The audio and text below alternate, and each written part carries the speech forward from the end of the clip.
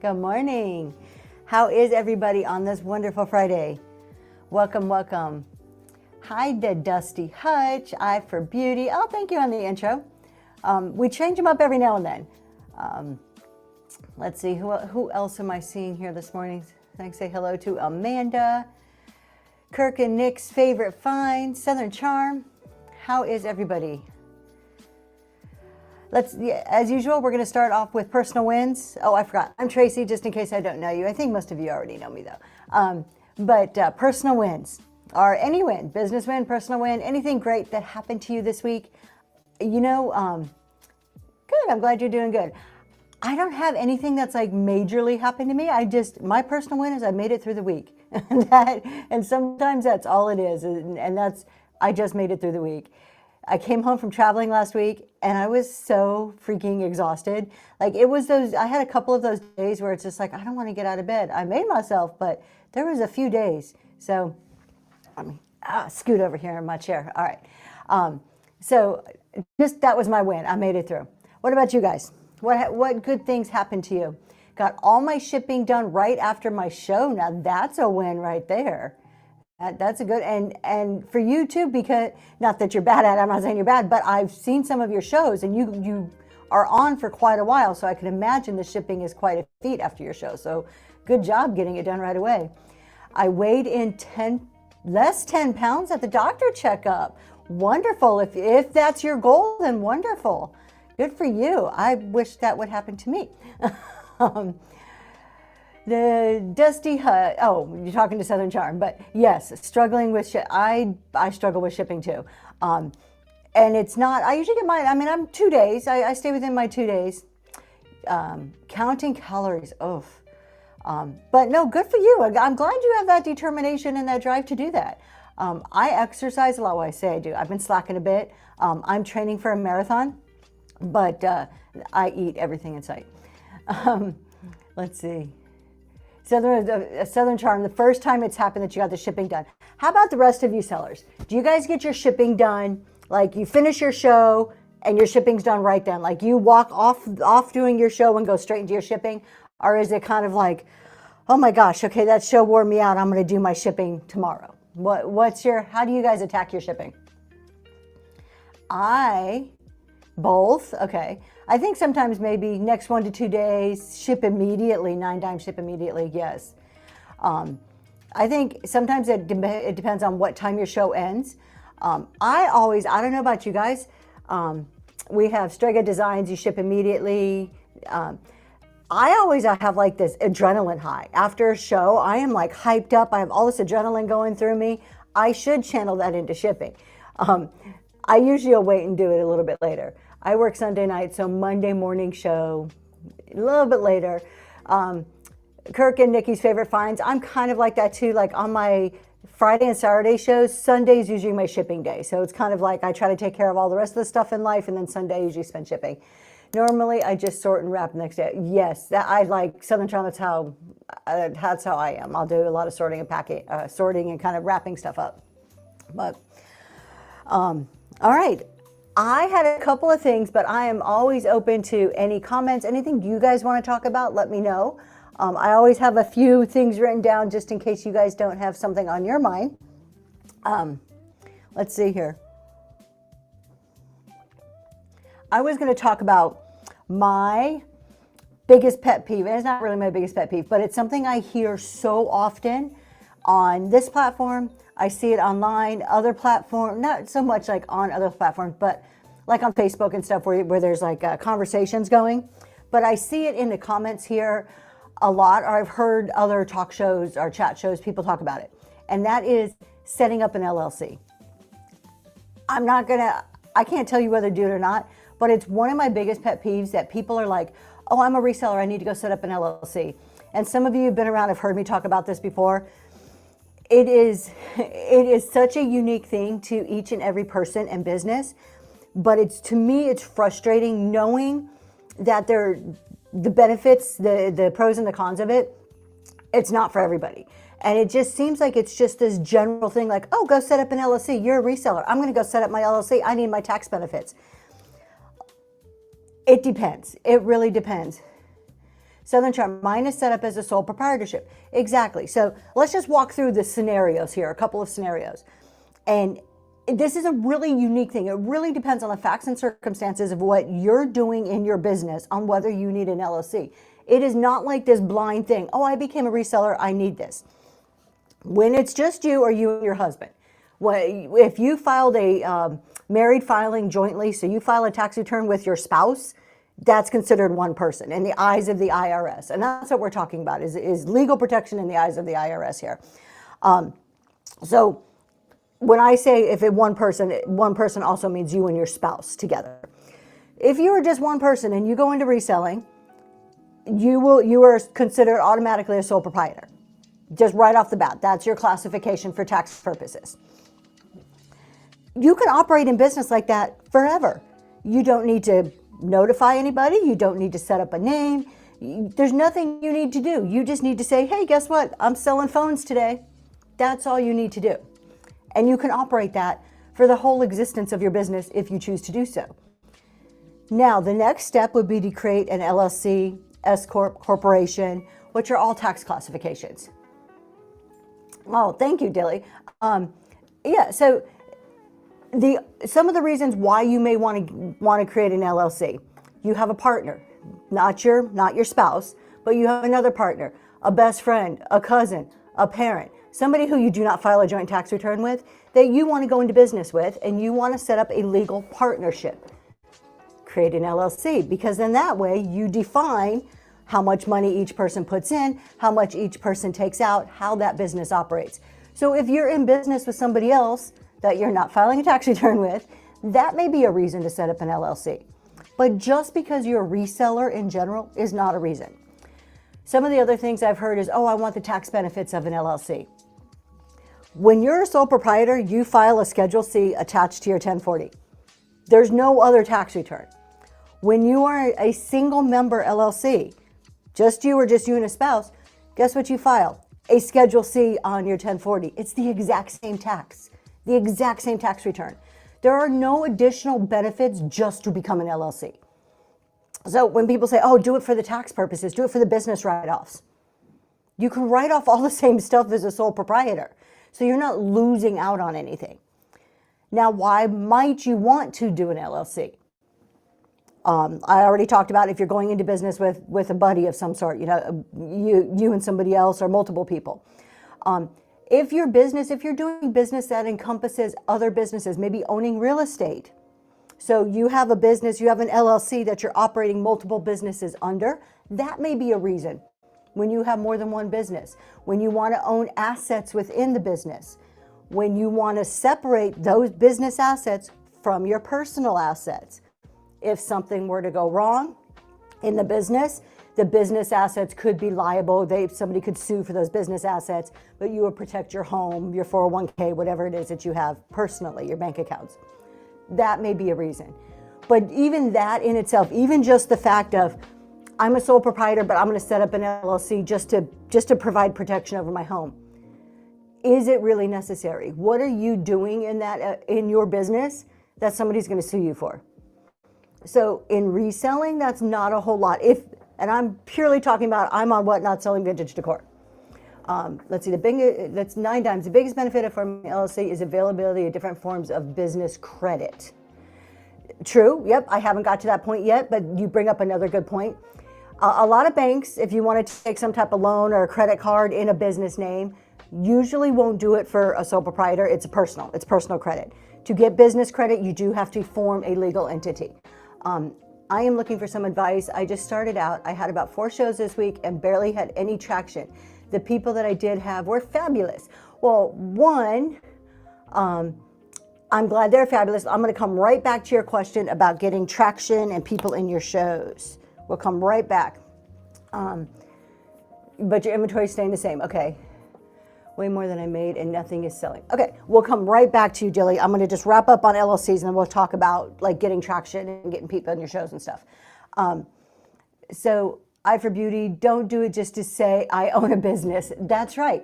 But I do want to go back to 9 dimes. If you want business credit, personally, I'm kind of against having business credit, but that it's a personal decision. That's just on me. There's nothing wrong with it. There's legitimate reasons why you would do it and why it makes sense sometimes. We have LLCs generally have fees associated with them. Absolutely. Most states require you to register that LLC, and that's an annual registration and like re-registration. The states that I've lived in, the fees have ranged from $75 to like $125, $150 a year. So you have to maintain that. Additionally, if I'm a sole proprietor, like I said, I can go into business, just start up one day by just deciding. And then as a sole proprietor, if I decide I don't want to be in business anymore, all I have to do is say, nah, I'm done. See you later. $300 in Maryland annual fee. So see, there's, it can be expensive. And also, if you're an LLC and you decide one day that you're done, I don't want to be in business, you have to dissolve that LLC. There's a fee to dissolve it. There's paperwork to dissolve it. So just think, not even think twice, but before you just jump into, oh, I need to get an LLC. I'll get right to your question, or to your comment. Before you just jump into it, talk to a CPA, talk to a financial advisor, maybe even a tax attorney. Let them know all of your situation. Let them know like your business plans, what your goals are, and let them use their expert advice to guide you. But don't just jump into it. It like drives me nuts when I hear everybody, oh, go get an LLC. It just drives me nuts. To protect your personal liability, again, what personal liability, I would say one of the questions I would have if somebody came to me and asked me about it as a CPA, I would say, what personal liability are you protecting? What are you doing that creates a liability? Me selling vintage decor probably doesn't create a lot of liability. Maybe somebody selling health and beauty products would have more liability. Just think about it. Somebody buying a vintage lamp, not much liability. Make sure I have all the disclaimers. It's untested, it's vintage, get new wires on it, whatever. Somebody buying maybe health and beauty could ingest something, could put something on their skin that can permanently disform them if the product wasn't correct. So there's maybe a little more liability in certain products. And I'm kind of going out on limbs here, trying to make up things that may go wrong. You never know. So you would have to think about the level of liability that you really have and what you're doing. If I'm selling sports cards, what liability do I really have? What's the worst that can happen? It's not going to show up in the mail. Are they going to sue me over that? No, it's protected under my insurance I buy in USPS. We also have a question, Jenna, how much should I put back for taxes and should I pay taxes quarterly? Good question. All right, I don't want to skip over Dilly's question earlier, so let me get back to that and then we'll jump in and start talking about putting some money away for taxes. So let's kind of switch over from an LLC. We can still go back and forth. I'm like a squirrel. I'll do 4 conversations at once. But getting traction, new sellers, brand new seller, 4 shows in, can get a few people in. Part of it is just showing up and being consistent. Part of it is putting in the time. So take a look at what are you doing. Are your days and times pretty consistent? Every Tuesday at 6 o'clock or every Saturday at 4 or whatever it may be. That's one thing. So people start to expect to see you on certain days and times. So they'll look for you. Is your thumbnail fairly consistent where they can recognize who you are, not just by the name on the top, but do you have a logo or something where if they come into your show once and they're like, oh, I like this person, I like their vibe, and they remember your logo, so when they're scrolling through, it catches their eye and they're like, oh, I remember the vibe, that was cool, I'm gonna go back into that person's show. Being active, just coming in here, I like to keep people guessing random pop-ups. There's nothing wrong with random pop-ups neither. Just coming into this show like you did and chatting. Go into as many shows as you can. Talk to people. I mean, don't be like obnoxious, obviously, but talk to people. 9 times. I use my logo for the thumbnail of every single show, every show. Absolutely, because people start to recognize it and they'll see it and they know immediately who you are. I do that mostly. There's been a few shows lately where I don't have my logo on, and like this talk show, I don't have my logo on there, but I'm not selling in this talk show neither. So let's see. Yes, I know I feel so bad though, because people that do come in were looking for new inventory, but I can't get more until I get rid of at least a little bit of what you make. That is a problem. So you do have to have some rotation of inventory. So I would suggest maybe trying to save up a little bit of money, going and buying some new inventory. They will. I mean, if you have the same 50 items and you show them over and over every single week, week after week after week, one, it desensitizes people to those items. They don't want to see them anymore. I don't think there's anything wrong with if something doesn't sell in one show, bringing it back. Sometimes I'll wait 2 or 3 shows and then bring it back. So you do kind of have at least enough inventory to cycle through a few different things. And then records, we'll talk about records too. Receipt book. Okay, we're going to come back to some of these tax and receipt questions. I want to make sure we're covering Dilly's question first, and made about 70. So Dilly, one I would ask, profit is made in your purchases. So when you're sourcing, that's where your profit's made. So take a look at how much you're spending on your items. Are you getting them at the best price? Can you do a better pricing at the front end? And then if you're only making 70, are you pricing them right to sell them? We can talk about dollar starts later. I've been doing a whole experiment with dollar starts. So are you pricing them right? Are you pricing them for what you need? Especially as a new seller, you need to price those items at least to break even, if not more. I mean, I think breaking even is bare minimum, absolutely. So you've been doing dollar starts. Dollar starts are hard as a new seller. You're almost guaranteed to lose money. Now, I was in a chat show and I was chatting with the people in the show, and the person in the chat show disagreed with me because I said, when you start dollar starts, you need to be prepared to lose money. And they're like, no, that's not always true. You can make money right out the gate with dollar starts. Yeah, I'm sure there's some circumstances, but going kind of by the 80-20 rule, I'm pretty sure 80% of the time you're going to lose money on dollar starts. That's my opinion. And you're doing reduced shipping. As a new seller, I would pick one or the other. I would not do dollar starts and reduced shipping. It's almost a guaranteed way to lose money as a new seller. Build up your audience first. I've been here going on 2 years before I did dollar starts. Because you only have so many people in your room. Think about it like this, and I don't know what you sell, but I sell vintage decor. They're very unique products. It takes the right buyer. Not every single person likes, a milk glass salt and pepper shaker, right? It's going to take the right buyer. If I have 10 people in my room, what are the odds that just 10 people that one of those people are going to want this? Pretty low. If I have 100 people, my odds increase, right? But as a brand new seller, you probably don't have 100 people to start with. I've never got 100 people in one time, and I've been here going on 2 years. Let's see. Dollar starts are hard when you don't have large, exactly. Clothing, and now I've never sold clothing, but just scrolling through, I can imagine that clothing is very difficult and very, very competitive. There are so many clothing sellers. I would up the prices a little bit if I were you. I wouldn't do dollar starts. Or if you're going to do dollar starts, be prepared to lose money. Don't do free shipping or reduced shipping. I cannot sell too cheap. I don't have a bidding war. Almost never. Exactly. I mean, it's hard. If you don't have a bidding war, if those prices aren't going up, it's going for $1. Dollar starts are for confidence in buyers bidding, not quality of items. I like that. I like that statement. Dollar starts are for confidence in buyers bidding, not quality of items. I read that as saying you don't do dollar starts on just junk. You should do dollar starts on even nice items, because it's the buyer. They see the dollar starts and it's, oh, I'm going to get a good deal. So they'll bid the dollar. Once they bid, there's this psychological thing where they're kind of hooked. It's like they're anchored into what's it called? Phantom ownership. So they want that item. It's like it's mine. Then somebody else bids, and then somebody else bids, and they're like, no, that's mine. I already bid. And that's how it starts to get bid up. But you have to have enough people in the room that want the item. If I'm missing you, I'm sorry. Let's see. I lost money for 6 weeks doing dollar starts. Best money I ever spent. 9 times. I don't disagree with you. I'm right there. I'm going to come right back to that. I'm still a newer seller. Clothing and sewing big enough for dollar starts that I'm willing to take.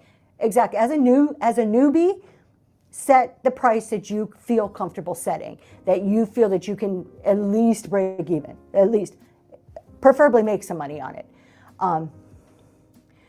I'm a buyer too. That's what got me into this. Yes.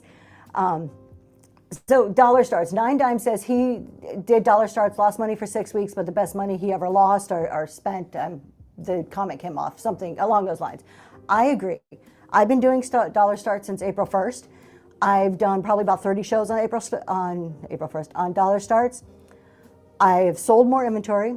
The only sold out shows I've ever had have been since I've started Dollar Starts.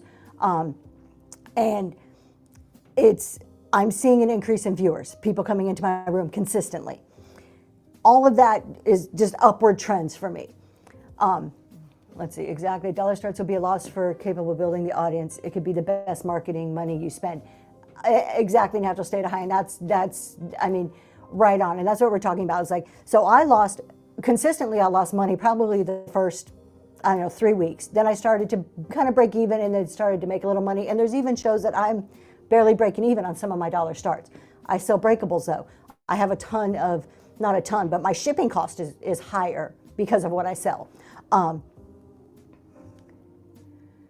I typically spend, and now I'm on the far side of the spectrum, my shows usually run an hour to hour and a half max. I work full time, I have a family to take care of, I have a child in sports. I can't spend 4 or 5 hours on a show. I'm way on this side where it's like an hour to hour and a half. I am not a 3 to 4 hour person, but I have heard a lot of people say around the 2 hour mark, that it's kind of like the turning point and that's where things pick up. I've had success in that hour and a half. Let's see, I work full time, my shows are about 2 hours. So if we go back to the Dollar Starts,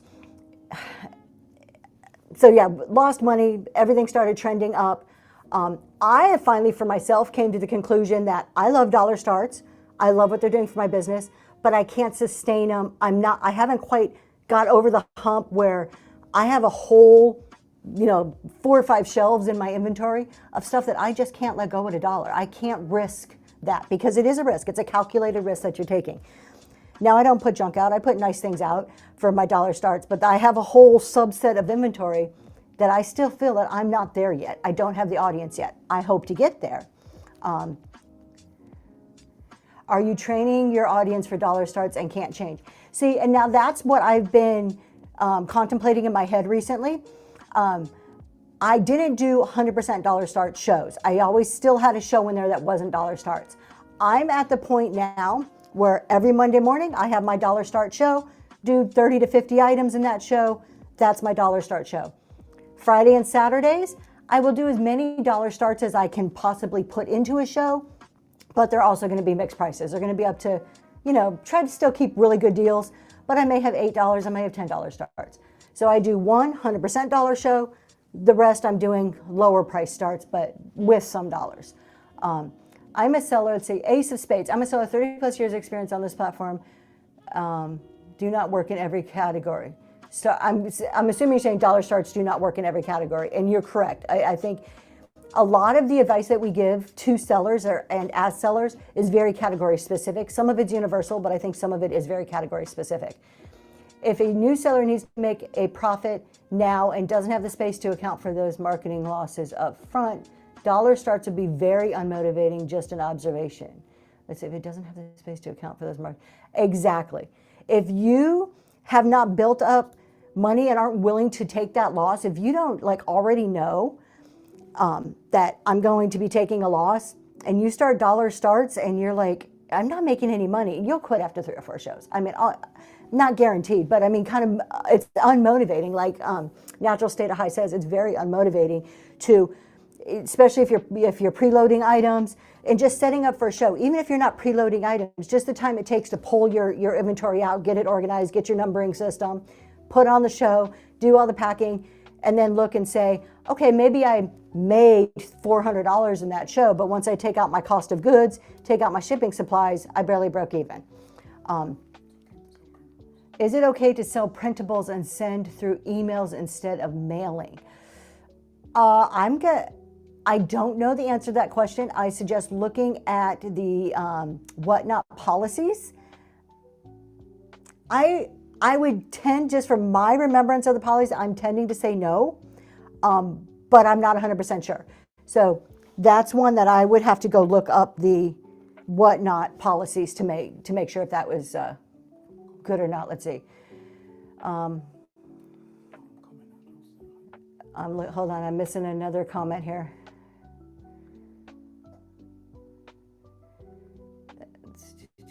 Oh, thank you. Let's see, fairly new here. I can agree about the 90-minute mark. Our shows pick up. Yep. You will still have to mail something. Yes. Natural state of high is absolutely correct. No matter what you do, you have to mail something. 100%. I'm pretty sure you have to at least mail something. So my son-in-law works at Specs liquor store, and he gives me the best sturdy boxes. You cannot ship in liquor boxes. That is correct. The post office will not accept liquor boxes to ship in.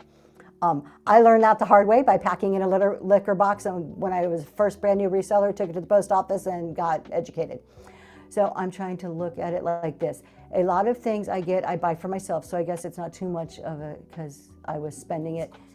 Yeah, I mean, true, but it's still lost. You still spent your money on it. You're still spending your time on it. So exactly, it's the time you put in. You want, and I don't pay myself for my time. I don't pay myself as like an employee or anything.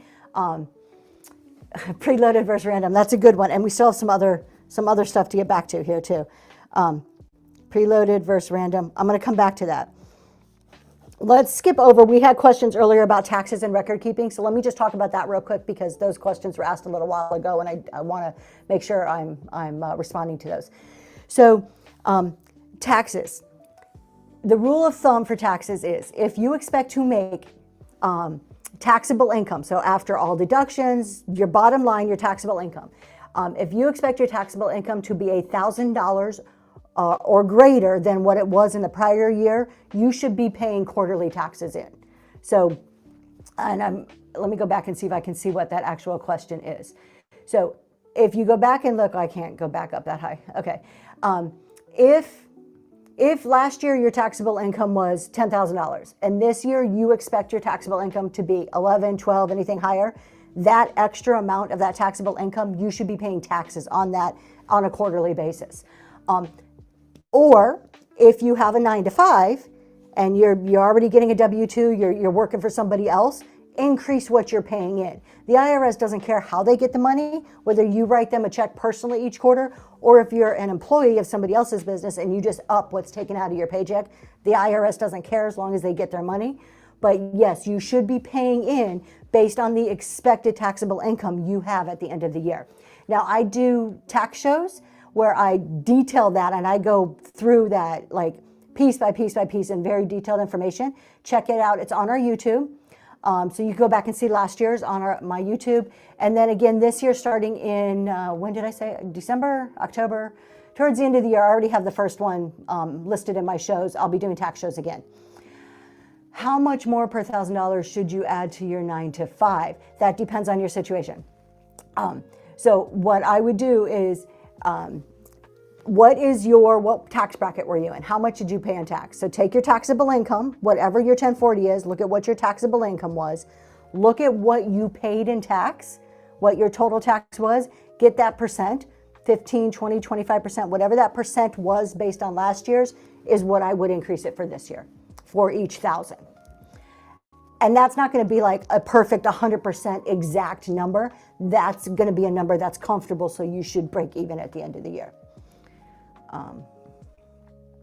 It's kind of scary to pay out no more, and it's okay to start small. Yep. All right. Let's see. The other question was records and receipts. Please keep records. That's kind of like my big, during tax season, you're going to hear me say this all along. Don't wait till December to figure out what your business is doing. First of all, you're in business to make money. I mean, people are here. It's a social aspect. Yes, there's some hobby kind of concepts to it. But why would you put this time in if you don't want to make money, right? And ultimately, what is the goal? Make a lot of money, pay a little bit of tax, right? That's kind of the American dream. Make a whole bunch of money, pay the least amount of taxes you can. The only way you're going to do that is to keep proper records. Don't wait till December to try to recreate a year's worth of records. Do your accounting as you go in whatever way that works for you. Is it true that J months are slower than any other months? You've stumped me. I have never heard that. I don't know if that's true. I'm going to come right back to that. Garage sales in places that don't give receipts. Yeah, I jot it down. I mean, you don't have to carry a receipt book, but keep record of it. Just write it down. Put it in whatever way you keep accounting records. If you keep paper and pen, write it down.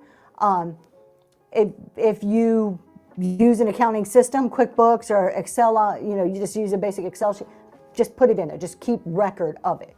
Eye for Beauty says, I keep a notebook in my car, track mileage, non-receipt purchases. There you go. Eye for Beauty. See, it doesn't have to be fancy. A notebook in your car is all you need. Yep, your Excel records are good enough. Now, if you have receipts, keep them. Throw them in a drawer. That's what I do. Mine are terrible. I'm a CPA, and literally my filing is I open the drawer and all my receipts are there. It's bad. But keep receipts in case you are audited. You're going to need receipts. Now, the IRS knows if they're auditing you and you're like, I got this stuff at garage sales, they know that there's no receipts there.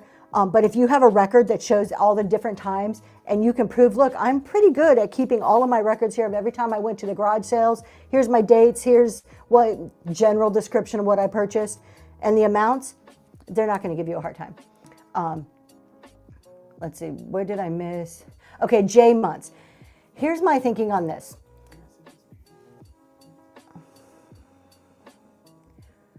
Oh, okay, so 9 Dime says absolutely not.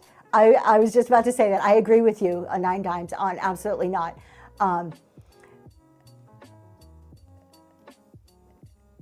It was a support show yesterday. Oh, that you heard it maybe? Okay, I say no. Here's the thing. A lot of us like to blame our slow times on, oh, it's Christmas. People aren't buying my stuff because they're buying Christmas gifts for their kids. Or, it's back to school. It's August. They got to buy school clothes for their kids. It's always something. It's always something. You know what? Look at all the people in this world. There's birthdays every single month. Oh, so if every month I'm going to say, oh, it's January. It's somebody's birthday. They can't buy my stuff. There's something happening all the time. Now, are there maybe things slow down a bit? But you know what? It's business. There's ups and downs in every business. I think if you have very specific trend-sensitive items, such as gift wrap paper, specifically Christmas gift wrap paper, probably sells really good October through December, right? Because people are wrapping more gifts. If you have a product that generally relates to what people are buying, yes, you're probably going to see greater highs and lows in your trends.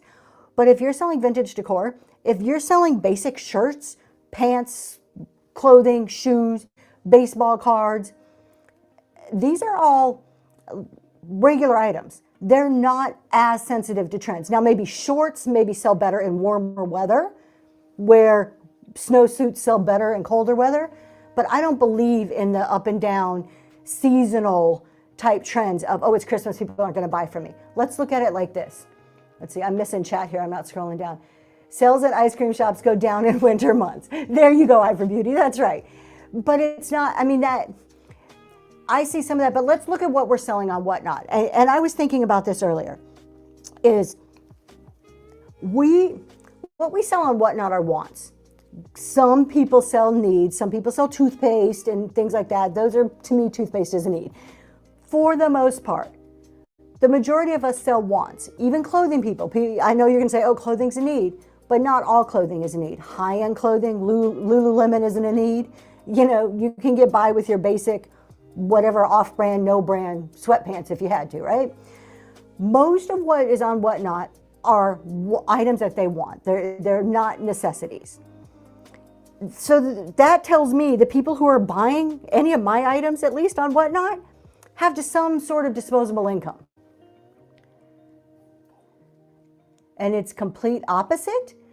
I have a booth. I want to hear more about that. Your booth in your town. It's opposite. Tell me a little bit more about that. Well, I finished talking about.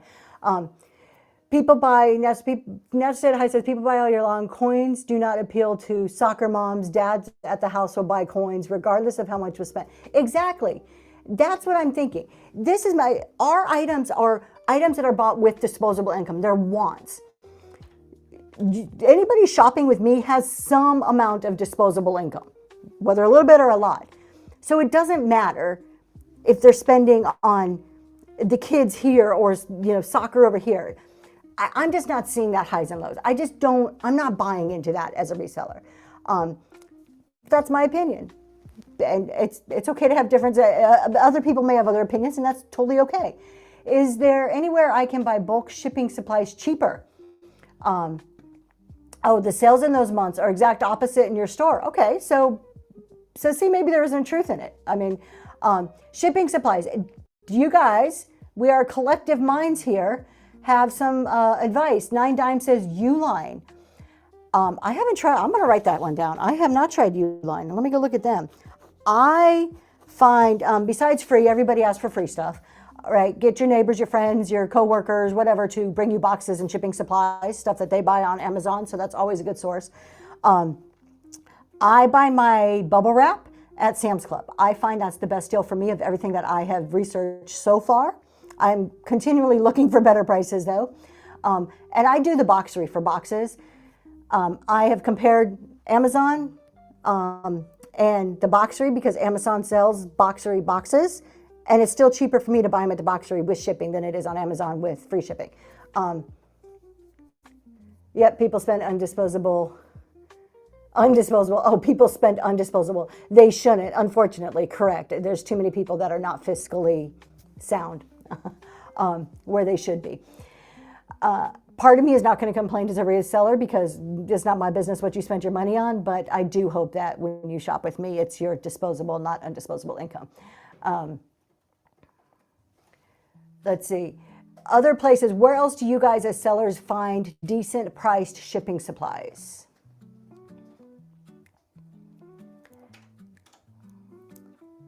There was another one. I've heard other sellers say, I'm trying to think of one of them. I heard Upkinship. Upkinship is a good place to shipping. American Bubble Boy, that's it. Thank you, Lintro. That was the one that I was trying to think of that I know I've heard about. I have not tried them yet, but I'm going to jot that one down too.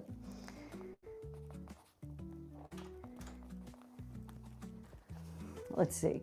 Whatnot can become an addiction, 100%, absolutely. And an addiction not just from buying. It can become a selling addiction. Recently, I don't necessarily feel as addiction, but I was becoming overwhelmed and overloaded and felt, I would walk around my house and be like, I haven't cleaned the bathroom in God knows how long. I haven't swept my floors. All I do is sell and ship and take pictures. And I had a talk with my husband. I'm like, I've got to cut back here. I've got to do something because my balance in life is way off. And so I've eliminated my Wednesday morning shows. I had to for the sake of my mental health. Let's see, check out your local industrial areas and local print shops for shipping supplies. Great suggestion. U-Pack and Ship is another one. Nine Dime says, use an Amazon credit card for day-to-day purchases, then use points to buy shipping supplies. That's a really good one too. I would just caution, just the CPA in me says, if you're going to use a credit card for business, make sure you're paying that off. Don't just keep running up credit because then you're in this cycle of business credit, and you're never really making money. But using a credit card smartly and using points is a very good suggestion. Menards.com for poly mailers. So there's a ton of suggestions in there. Hopefully that will give you some ideas of places you can go and research. It is one of those things that I think as a reseller, we're constantly looking at, like we'll start somewhere buying something and then, I mean, I know I do it. About every quarter, I usually kind of restock on my shipping supplies. I'll check prices again. Can I find it cheaper here? Can I get it better priced here? Unfortunately, I seem to keep going back to the same places, but I'm constantly looking for better places and cheaper ways because let's think bottom line, what's the only way you can affect your bottom line? Make more money, reduce your expenses, right? So those are two things that constantly should be evaluated in your head. How do I reduce expenses? How do I increase the revenue coming in? So let's see, we've talked about that. Any other questions I missed, right? We talked about records, receipts. Oh, preloaded versus random. That was a question. Let's go back to that. Biggest controversy on Whatnot. Do I preload my items? Do I do random? And I say do what works for you. There is a whole crowd of buyers out there, and there's a whole crowd that loves preloaded. I happen to be one of those people, and there's a whole crowd that loves random. So I have found what works for me is I do a mix of preloaded and random. I find it works for me. It seems that my buyers are liking that. Do you track your cost of every item? On other platforms I did, but Whatnot is such volume platform, I've just been making sure every time I purchase that you're kind of jotting it down probably. It depends what you're buying. So At the end of the year, you have to do inventory for your taxes. You have to report your inventory. You need to know what your cost basis is in your inventory. You need to know 4 pieces of information to actually get a good cost of goods sold. What your starting inventory is. So if you're just starting out, that would be 0. If you did it the year before, it would be whatever your ending was the year before. So what is your starting point? What came in for inventory? What went out for inventory? What's your ending point? Those are the 4 pieces you need to know. If you have any 3 of those, you can figure out the 4th one, just using basic math. So what's your starting point plus what came in minus what came out equals your ending inventory. Whatever way you can get to those numbers that works for you is acceptable. I track per item basis. I also list on other platforms. The way I do this, though, is I use averages in my purchasing because I buy from auctions and I buy big lots at one time. I'll say if I got, 100 items, I spent $100, dollar per item. That's my cost basis. I don't do individual prices.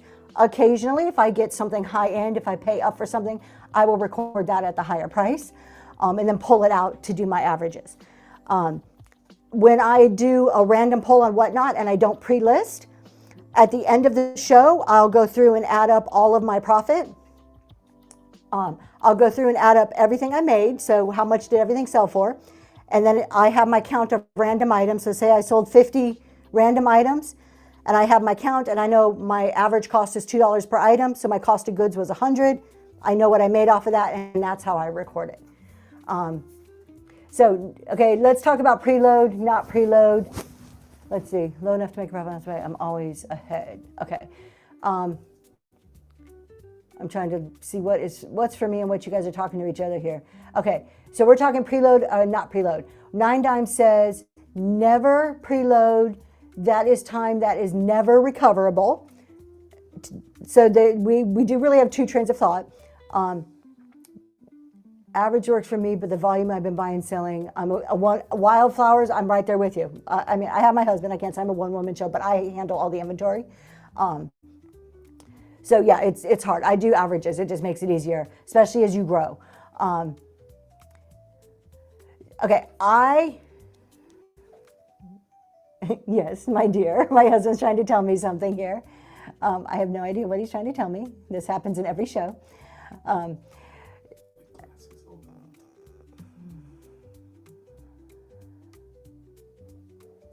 Okay. You mean the one on top? I don't know what you're talking about.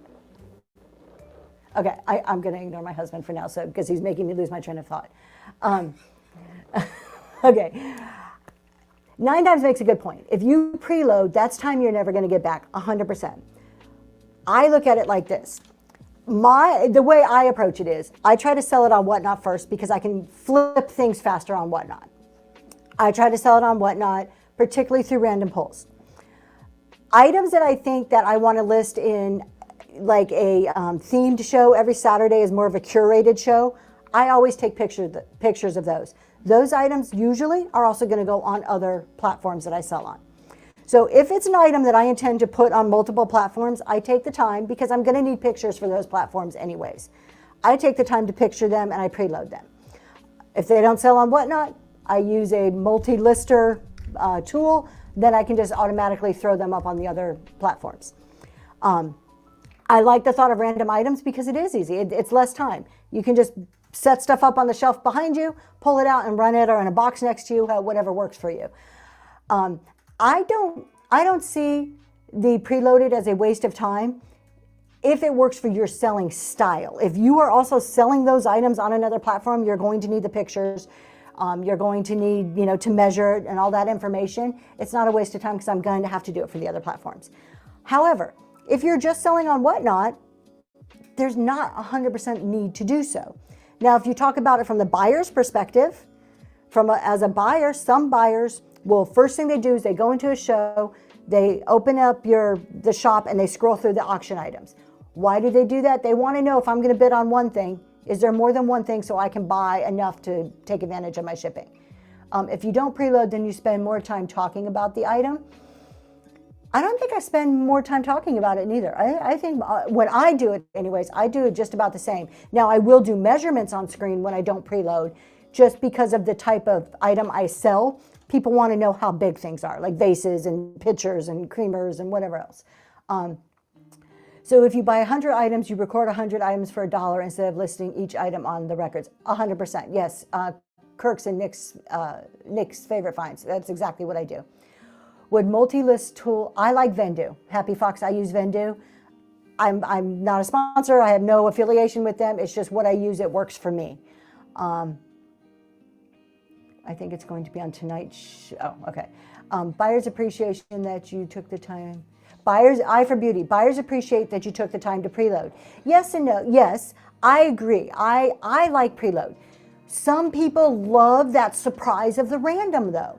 That's a draw. That keeps people on the edge of their seats. That keeps people interested in your show. They're going to sit here and they're going to be like, "Ooh, what's next? What's next?" It's that same high as when you're sitting in front of a slot machine and you don't pull a lever anymore. I'm old school. You push a button on the slot machine and you're waiting to see if you win. It's that same high. So there is definite reason to do random, or at least incorporate random. People like that. People also like pre-listing. I mean, that's why at the end of the day, you got to find what works best for your business. There are some styles of sellers that are show and go, boom, boom, boom, like keep it moving. It doesn't make sense for those people to pre-list. It doesn't work in their business, and that's okay because you've got to find what works in your business.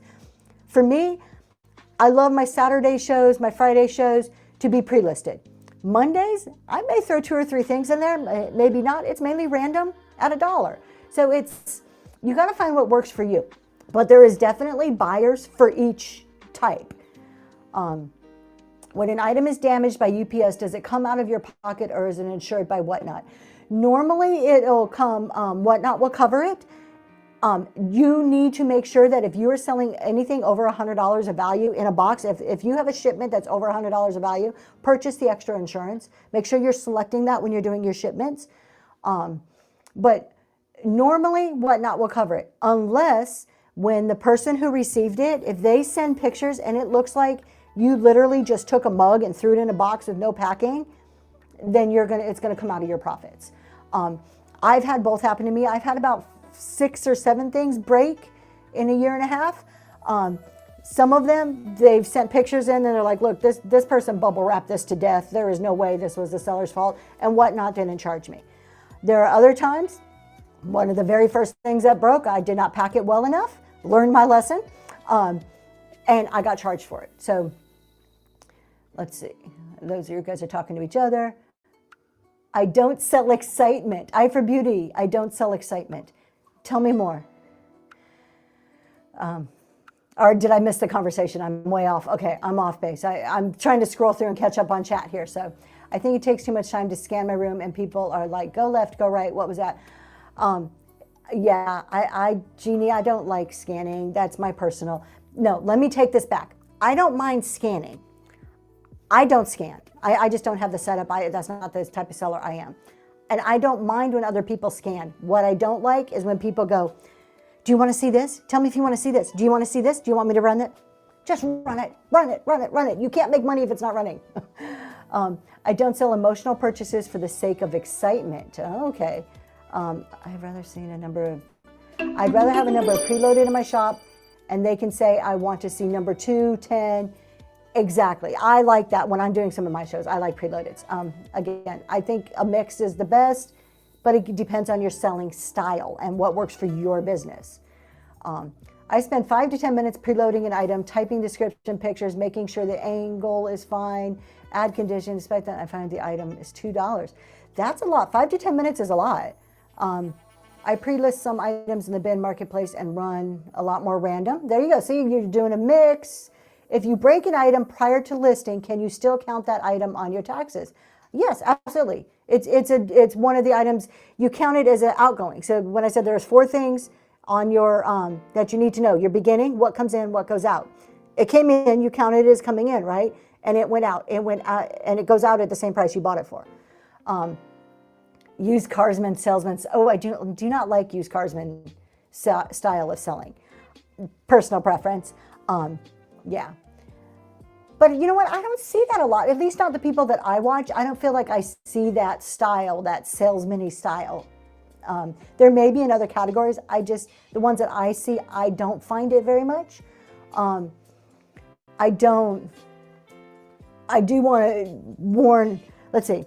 I had some notes here and we can talk about, so we're talking about selling and styles of selling here. So I went and did a little bit of research on the influences of online buying. So this isn't specific to auctions, but I think we can use those same concepts. So one of the first ones was trust.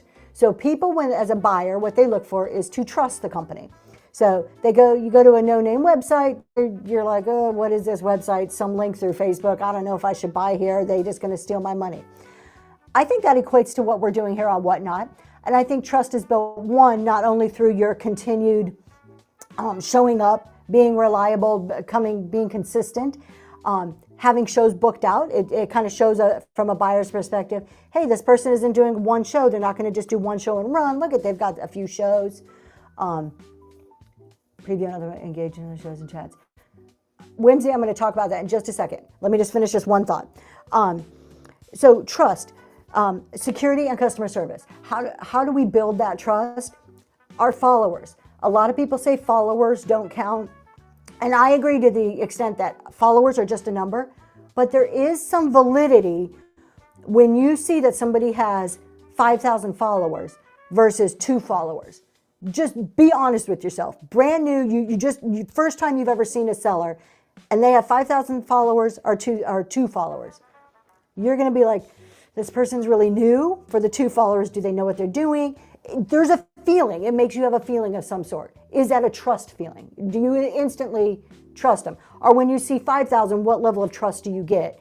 And I'm not saying all your trust should be based on followers. That's not what I'm saying. I'm just saying, what is that gut feeling that you get in relation to trust immediately when you see a follower count, right? How many people you have gone into the grocery store to simply buy a gallon of milk and walk out with a cart full of junk? There you go. Let's see. I don't get asked to join in raid trains, although I reach out all the time to participate. I get nothing back.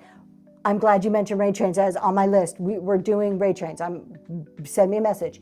I'm going to talk about it in a minute.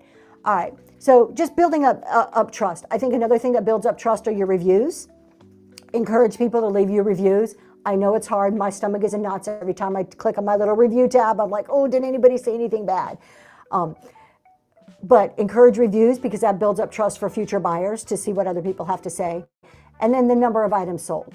So maybe it doesn't speak a ton, but if I see somebody that sold 5 items versus sold 5,000 items and they have some good reviews, I'm probably more willing to buy from the one that has more experience. And I'm not saying discard new sellers, but I'm just talking about your gut feeling as a buyer when you first look at something and starting to build that trust.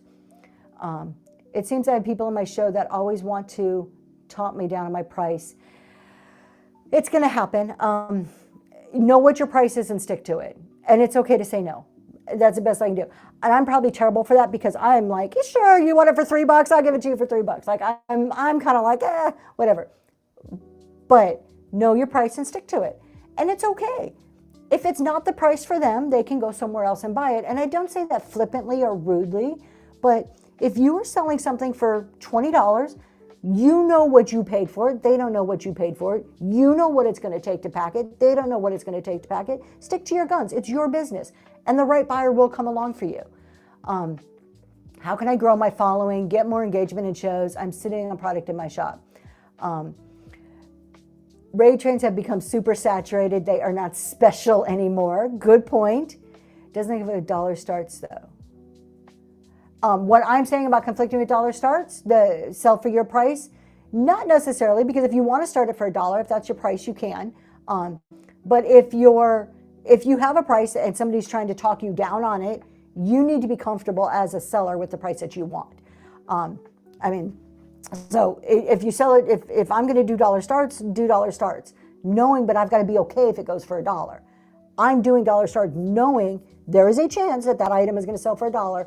And when that buyer buys that item, I have to say, thank you so much. I'm so happy for you. Thank you. What a great purchase. And move right along. I have to be happy for that. But if I'm asking $10 and I know I can't go any lower than $10, and somebody's saying, oh, I'll give you 5, I'll give you 5, I'll give you 7. I'm sorry, this one has to go for 10. And stick to it. All right, let's talk about rate trains. So, yes, rate trains are oversaturated. What I find with rate trains, and I say that as I'm about to announce a rate train that I am going to be sponsoring. However, yes, rate trains, to some degree they are. My disappointment with rate trains is more so that they have become cliquey. Like, there are certain rate trains, and I'm talking about rate trains in the vintage, decor, estate sale, storage unit kind of category. There's rate trains that happen every single month or every single week, and they are extremely cliquey. It's the same people on the same rate train, and you can't get into it. They don't advertise, and they don't invite new people. Well, you are on social media.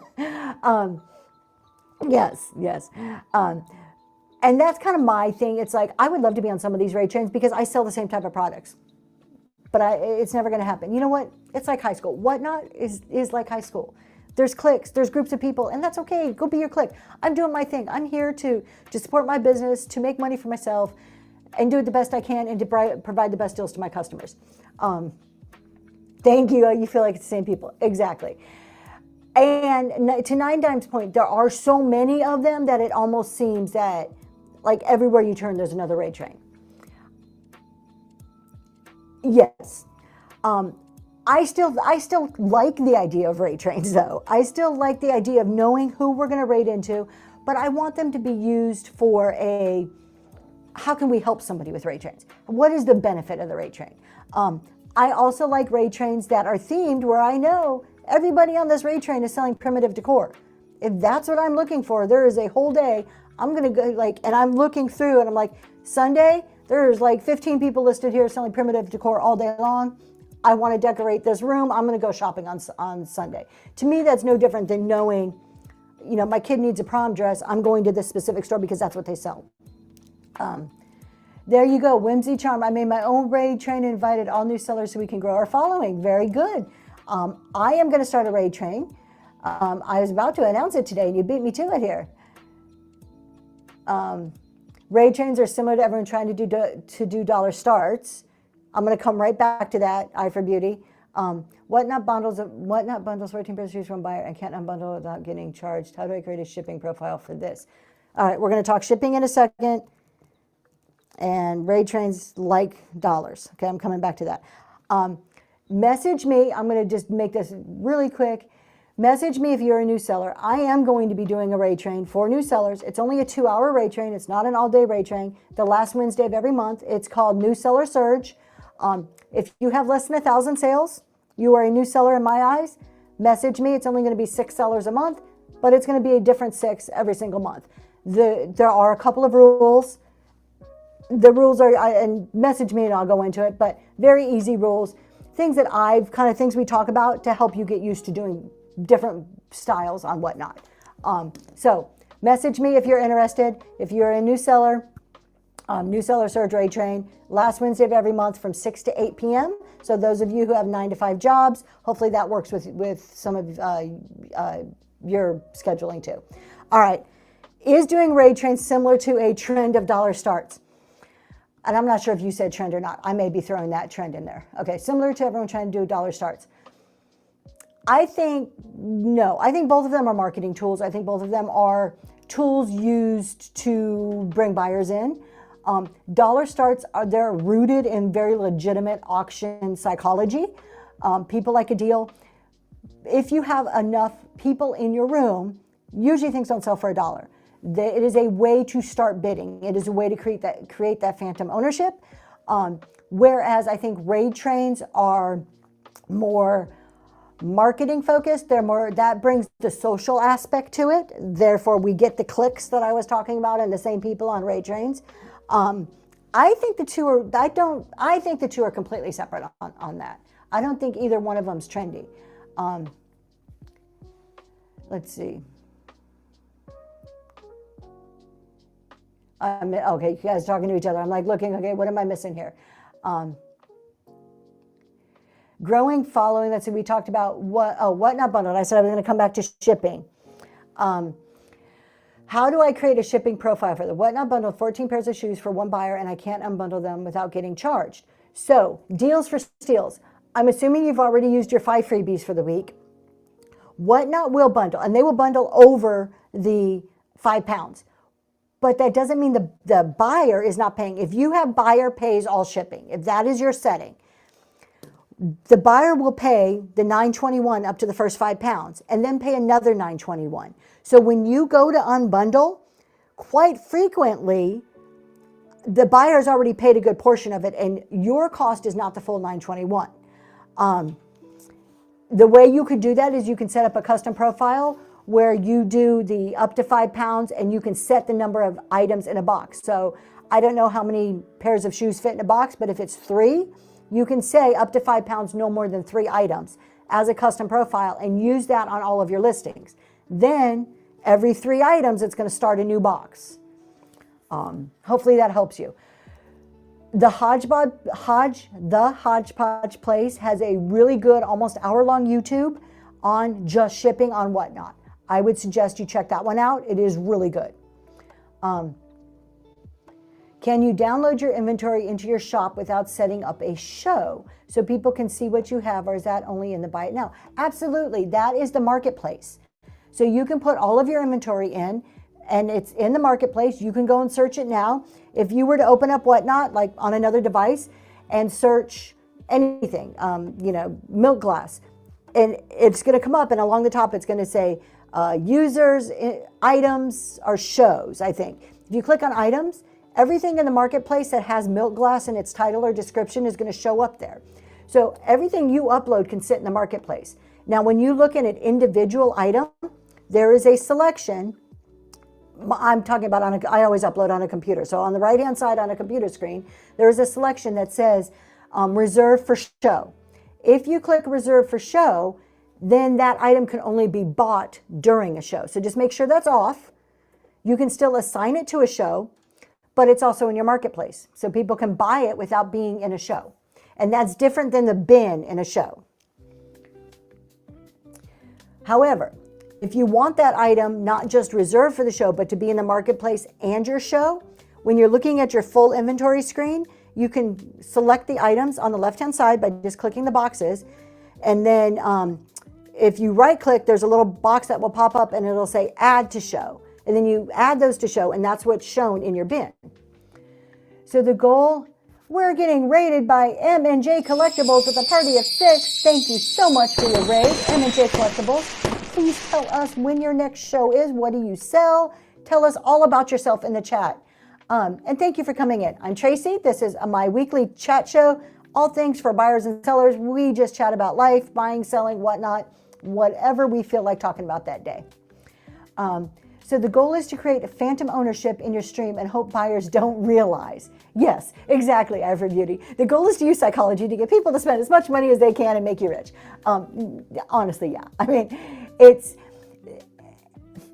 don't say the goal is to create phantom ownership, but that's something that happens. It's a common psychological effect.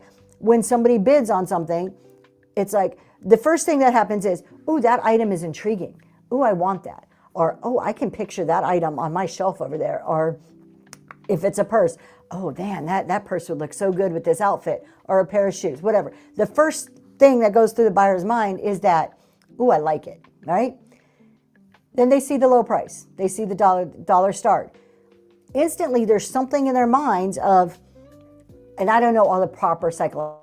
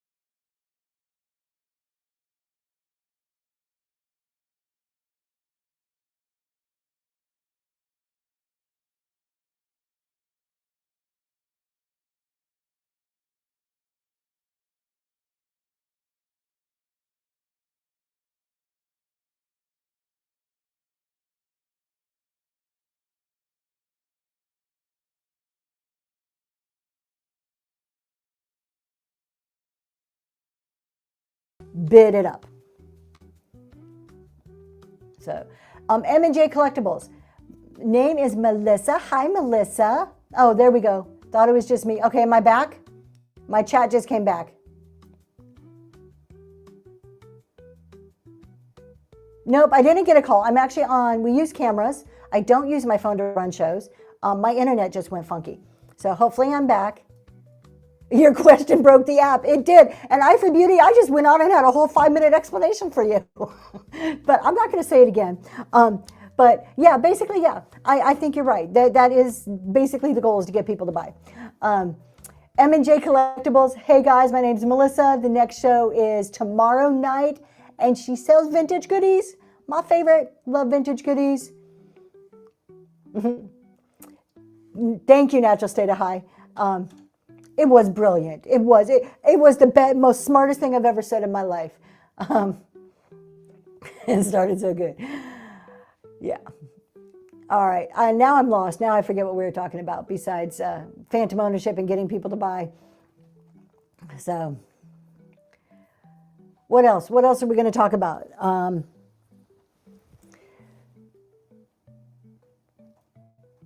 Weak signal, robotic. Question about shipping. I have been putting buyer pays all shipping. Should I do 921? I have been doing buyer pays all shipping. Should I do 921 or buyer pays all shipping? Whatever works for you. I personally, when I do dollar starts, I put buyer pays all shipping because I feel like I'm already giving a good deal starting things at $1. I feel like I'm doing something for my customers then. When I do higher price shows, then I cap shipping at $9.21. I'm like, okay, I'm going to pick up the expense after that because I am asking you to pay more for the items. Do you think that there's psychology used as a buyer, that the buyers use on the sellers? I'm sure there is in more real life scenarios. Online is, particularly on Whatnot, I'm trying to think on how that would work. Besides like doing like jump bids, because the buyer's interaction it's not verbal. Like our sellers, we have more of an opportunity to influence the buyers than the buyer does to us. So besides the buyers doing like offers, which is just a tool, but I think multiple offers. I know some buyers will consistently always make offers to get things lower priced, but I don't know, but you're making me wonder now. I for Beauty, buyers psychology on sellers. Next Friday, I'm going to research this week. Next Friday, we're going to talk about that. Let's see, another question. Get always informative shows, got to go to. Oh, thank you, Lyncher. Have a good day. It's happening either way, the psychology of it, so we might as well use it to our advantage. Yep, not in a predatory, but a responsible. Yeah, exactly. I mean, not stacker sugar. So I don't know why you're saying sorry, but no need to be sorry. I see a little happy face. It happens either way, the psychology of it. I think so too. I mean, the psychology, it's there, it happens, it's real life. It making me think more. No, that's a good thing. That excites me. I love to go and like research things. I have like notes and notes. I'm just constantly like, oh, what can we talk about? Let me go look this up. I enjoy it actually. But yeah, definitely using that psychology to your advantage. I don't think it's wrong if you're not doing it like a Natural State of High said, in a predatory way. Because it's there. It's human beings. It's the nature of who we are and how we operate. Now, I think as a buyer, here's something that maybe kind of plays into what you're saying, I for Beauty. Exactly, look at all aspects. As a buyer, if I know what the sellers are doing, like I've taken that phantom ownership and I don't bid on emotions anymore. I took that out of it, and I used to. Not so much in Whatnot, because in Whatnot I kind of know what I want, but I do a lot of auctions outside of Whatnot to get my inventory. So I do a lot of my sourcing at auctions. And I have used some of those techniques that I know, like emotionally, oh, I'm going to want this. And if I wait until that clock is ticking down and it's in the last 30 seconds of an auction and I'm getting caught up in it, I will bid more. And knowing that that happens, knowing that I am just a victim to that, I will set my max bid and walk away. So I had auctions that ended last night. I looked at them right before they were about to run, right before the auction closed. Said, okay, this is the max amount I'm willing to pay for this. Here's my max bid. Walk away and wait until I get that email with the invoice to see what I want. So I think there is, and maybe understanding it from the seller's point makes you a better buyer or a smarter buyer. I've used it in that aspect. I've also used it to do just jump bids. Thanks, Afro Beauty. We'll talk to you later. We'll talk more next week on this, though, because I am going to go do research on it. And, it's 8:12. My goodness. We have to go, too. I've been on for an hour. Let's see if I can answer one more question. My husband has an appointment at 9, so I do have to go. I live in the country. It takes us 40 minutes to drive anywhere. So it's true. Sometimes it happens so fast, and you bid higher than you realize. It's been a learning curve, both. Exactly. I do online auctions. Yes, I get a lot of my inventory through online auctions. I feel the prices are better. I also get a lot of my personal stuff. What is a jump bid on whatnot? That is when it's like a custom bid, like a jump bid. So instead of just like swiping and doing whatever increment is set, like the dollar, whatever it is, it's when you go in and do custom and say, so say bidding is at $2 right now. And I'm like, I'll pay 15 for that. You hit custom and you type in 15. So then anybody else, as they're swiping, you're still the winner. So as it goes 2, 3, 4, 5, you're still shown as the winner up until 15, or somebody outbids you at 16. That's what like a jump bid is just getting your high number in there. I think buyers coming in the show wanting an item can be a psych trick on other buyers to maybe then make them want it. Exactly. Yes, I see that. I see sometimes when an item is specifically requested and it's particularly out of the bin, and I go and grab it, and now, if it's in the bin, they can just buy it. But if I run it as an auction, I find a lot of times that other people won't bid against them because they're like, oh, they requested it, we'll let them have it. So then I don't get as much money. But I will still do it. I don't run them all the time, but sometimes I do, especially if it's an item I've had for a while and I'm thankful they asked about it and I want to get rid of it. I'll be like, here you go. Janine, go to highbid.com is my favorite. There's multiple ones out there. This is the one I use because there's 5 or 6 auction houses within an hour of me that sell on there. HIBID.com. They're all over the country. That's what I tend to go to more. There's other ones out there, though, but start there. In Nishka, yeah. And just research those. Some of them have preview days where you can actually go and look at the items. They don't always disclose flaws, so you have to be willing. I have bought stuff and paid good money and then realized there was chips or something that wasn't disclosed. It's not like a whatnot auction where they're holding something up and they're saying, oh, look, there's a little ding here, there's a chip here. They don't do that.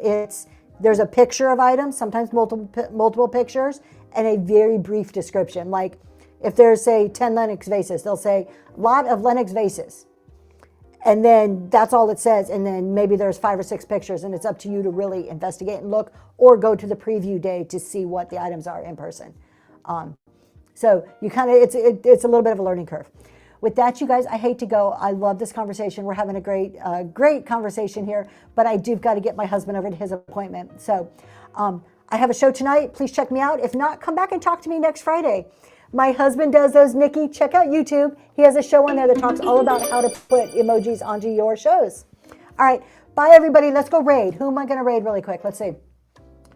Who's on? Somebody tell me who's on. Let's go look. My favorite vintage decor. Nutmeg. I don't know who Nutmeg. I don't know who this person is. All right. We're raiding. Bye, everybody. Honey, what are you doing? Tia's Boutique. Let's go talk to Tia. Nothing?